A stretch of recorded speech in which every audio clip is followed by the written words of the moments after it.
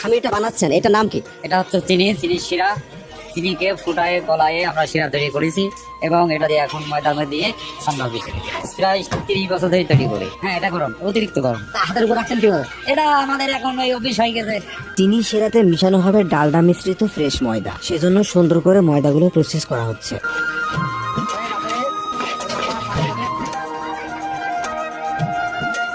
সবকিছু প্রস্তুত, এবার তৈরি করা হচ্ছে কুষ্টিয়ার বিখ্যাত শনপাপড়ি। এই শনপাপড়ি তৈরির প্রসেস দেখলে সবার ভালো লাগবে গ্যারান্টি, কারণ এটা সচরাচর সবাই দেখে না। যারা জীবনে এটা প্রথম দেখছেন তারা অবশ্যই কমেন্টে জানাবেন।